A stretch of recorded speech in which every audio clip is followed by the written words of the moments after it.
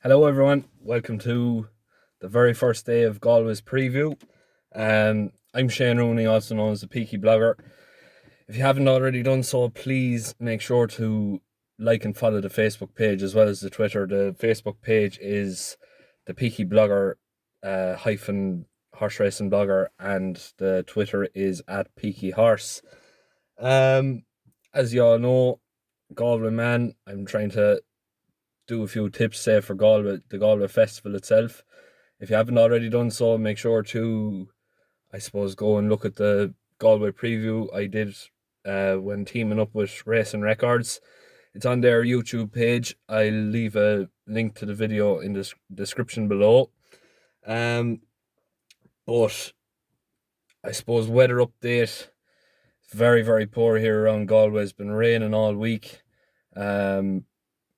Looks like the ground is going to be, I suppose it's predicted good to yielding at the start of the day, but I can easily see it going yielding to soft come the end of the day. So it's going to be very, very tough for, I suppose, predicting winners, especially tomorrow. As you all know, I'm more of a national hunt man.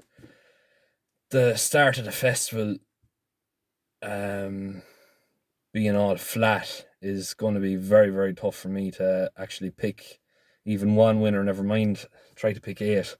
But look we're here, we're going to try to do this, and with the help of God, we'll get 2 or 3 nice prize winners for anyone looking on. The first race tomorrow, 4:10.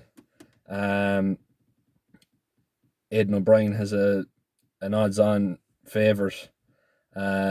Looks good, but the one that I'm really, really confident in is Mick O'Callaghan filly by the name of Trusted Ally at 9-2. Its debut was very, very impressive, staying on third in a Limerick maiden. That one wasn't actually too bad of a maiden as well at the same time. There's an awful lot of nicely bred horses and nice prospects for the future as well. So with the help of God, normal progression should see it go and finish his race. She broke very, very badly on her debut, and she stayed on for a very, very gallant third. She goes up half a furlong in trip. I know that may sound very, very small, but believe you me, that half a furlong in Limerick would have seen her win that day. So normal progression, if she breaks better and she travels better, she will win that race no problem at all, hopefully with the help of God anyway. Another thing I'd have to point out as well, the draw is critical in Galway. It's said that an outside draw is curtains, unless you have a horse underneath you to, say, break well, carry well, and get a nice position early on in the race. The outside draws, or the other principals in the market, you could say, they're drawn further outside than Trusted Ally. If I'm not mistaken, I have it written down here. She is drawn in, where is it now? I'm trying to see. Stall 3. So look at, like, that's an absolute perfect draw for a horse that's clear as day, that should improve and really, really come on for this. So Trusted Ally 9-2, that's the one I think should be on. Moving on into 440, we're going with the favourite, Johnny Murtagh's Kokura, I think it's, Kokura.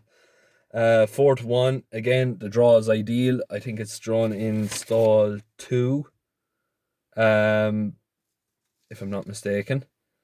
Fourth in his latest start, which was a very, very nice wind opener for it. Nice shoe into this race now today. Like I said, natural progression should come about, especially with the added cheek pieces now today. And look, for a stable that's in flying form, I think 4-1 is well worth getting on board with. The only real worry for me, will it get up that hill should the ground ease anymore? There's a very, very high possibility that the ground will ease, especially with the rain coming that has come and more than likely will come overnight. But saying that, I think it's definitely the best horse technically in the race, and it should definitely put up a good bold bid, especially from a very, very nice draw. Moving on then to the 5:15 is going to be my next best bet of the day. Lady Scothach, 3-1. She is technically £5 well in on the handicap. If I'm not mistaken, that £5 won't be added on to her original weight until Saturday, if I'm not mistaken on there. But she's £5 well in. She's got a fairly nice draw in stall 7, I think it is. Yeah, stall 7.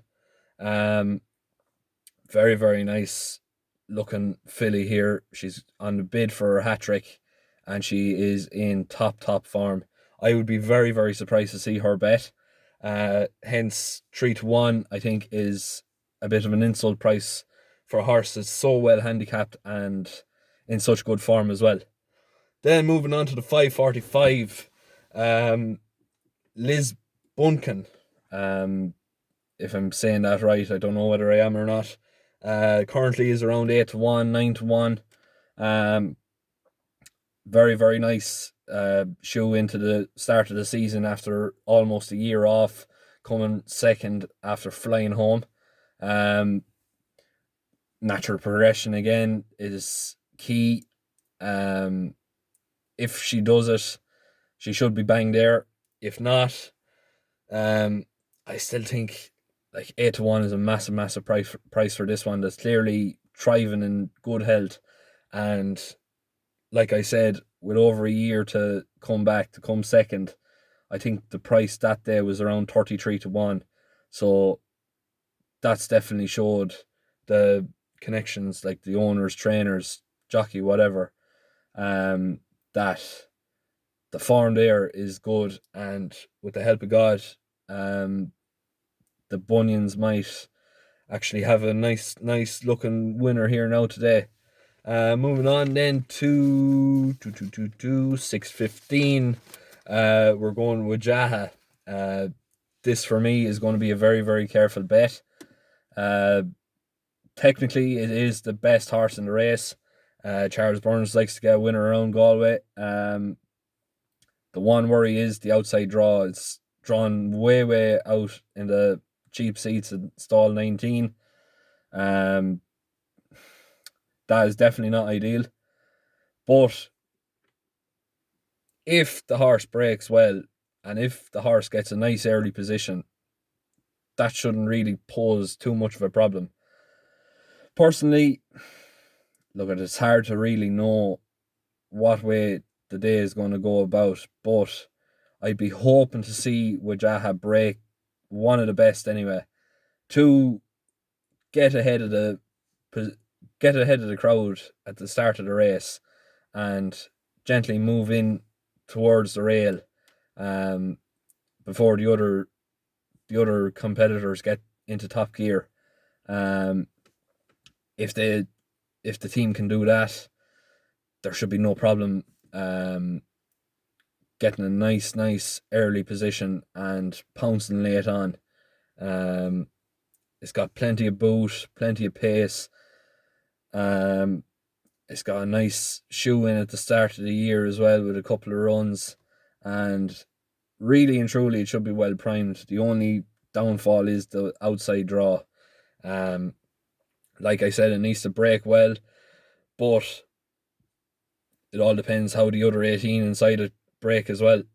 Who knows? They could all break very, very well together. It's highly unlikely that they will, but if that happens, the chance of a winner here is slim. So I'd suggest a very, very careful bet in Wajaha, but technically it's the horse that catches my eye, and I'm going to take a chance. I'm going to take the chance at 4-1. Now moving on to the 6:45, the feature race of the day, and it's actually the race that I'm going to hold my nap of the day. Sharjah 3-1. Very much an insult here to such a very, very versatile horse. Cast your minds back there to 2 years ago, in the Galway hurdle. The rain, like it is now, is absolutely pelting down on the day. Sharjah 6-1. Coming into the straight, Patrick Mullins was cruising up alongside and ended up winning the Galway hurdle very, very easily. I can't really see any horse that's going to take that on today. It's the only Sharjah is the only horse that holds Galway form as well as champion hurdle form. It's been a champion hurdle hopeful for the last year, 2 years anyway, at least, and hopefully, with the help of God, it should be Sharjah's to lose, really. I do very much fancy a Mullins 1-2-3. Not all Willies now, but it's definitely looking like it's going to be a Mullins clan 1-2-3. I'm going to make a very, very bold statement. Great White Shark to come in second. Last year's winner, Jodie Townend, on board. Jodie is in flying form of late. She knows the horse very, very well. Obviously won here last year, and with the help of God, she'll be able to pull up a very, very bold effort again. Personally, 16-1 at the minute is definitely worth an each way for that horse. I really can't see it being troubled or being really put to the test, bar Sharjah, obviously. And personally, to come in third, it's the one, Princess Zoe for Tony Mullins. I think that's trading at the moment around 6-7-1. That should really come in third. I was very impressed today in, I think it was the Curragh, if I'm not mistaken, in the ladies' derby. Again, Jodie Townend on board. It came into the race absolutely cruising, and it won with plenty of hand. I definitely think it's going to be thereabouts, and those three at those prices would make a very, very nice TriCast. If there's any shrewd punters listening in that might want to take that advice on board. Moving on then to the 7:15, it's the only Aidan O'Brien Coolmore horse that I really, really fancy today. Elizabeth of Aragon at 9-4. It's going for a hat-trick bid. Obviously won the Ulster Oaks 3 days ago. Very, very much everything in hand here for this race. Down Royale is very, very much like Galway, very up and down track. Very, very tight track as well, tight around the corners. Big uphill climb to the finish as well. It's £5 up in handicap, but really and truly it shouldn't stop this horse today. I've looked at the form of the other horses, and I can't really see anything that's going to trouble it too much. Like I said, the weather is treacherous and it's going to play a massive factor come that time tomorrow. Hopefully, Elizabeth of Aragon at 9-4 isn't too short or too troublesome either. And I honestly think that it's going to be Aidan O'Brien's only real winner of the day, or most confident horse of the day. I know that's a very bold statement going against Aidan O'Brien when he has a odds-on favourite in the first, but this one looks a real shoe-in for this horse as well. But like I said, obviously before, weather is going to play a massive factor. I don't think the course is going to trouble it too much, but really and truly, Elizabeth of Aragon should be the one to be on that day. Finally, the last race of the day, the 7:45. We're going to go with Ciel the Freak at 10-3. Look at the Mullins favourite here at 11-10 or 11-8. Sorry, Mount Leinster. Very much a very, very tricky horse to follow. It seems to always put up a good run without getting that cigar. I know it won last year in Leopardstown at, I think it was the Christmas festival. I'm not 100% sure, but that was an impressive showing. Since then, it hasn't really done anything worth shouting and screaming about. 11-8 for that is a little bit, I don't know, it's a bit iffy. I don't think it's really going to work out in the favour.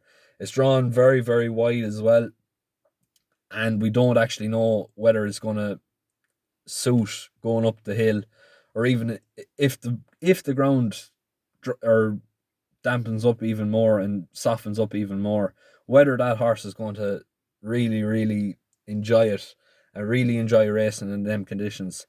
Those days are gone. Again, very, very hard to follow, and it's very frustrating to follow as well. Always puts in a great run. Again, drawn very, very wide. It looked to, I think it was running in Limerick, when it looked to be cantering all over the field, but it was beaten by, if I'm not mistaken, Razul at the start of the season. It got absolutely bet up and down by Felix Deji then in Navan. Whether that was a handicap job or not, I really don't know. Definitely something dodgy about it, I think. But look, it's too short for me personally.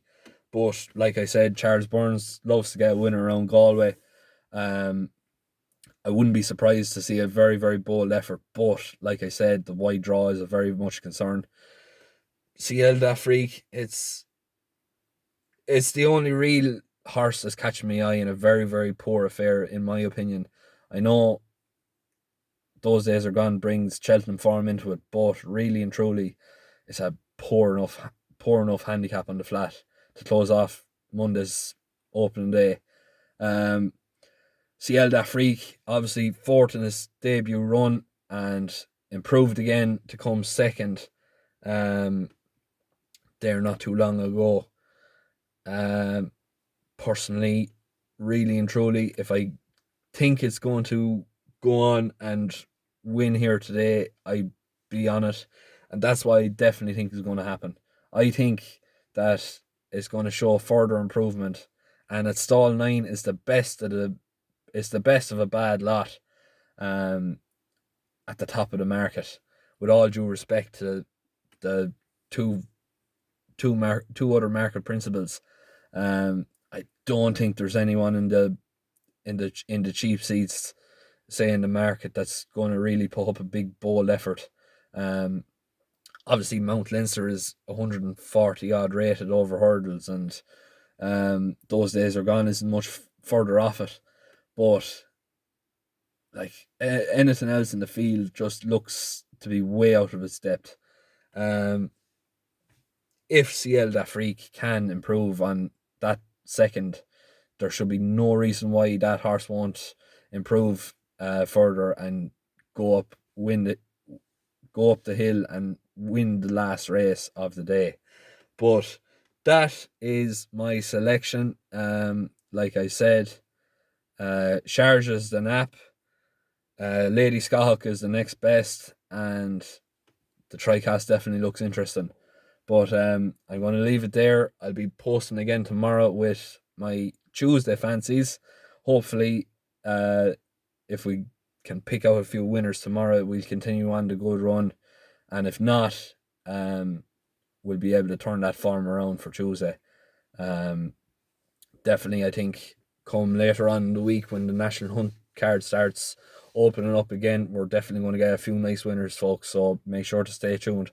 But I'm going to leave it there. So thanks very much.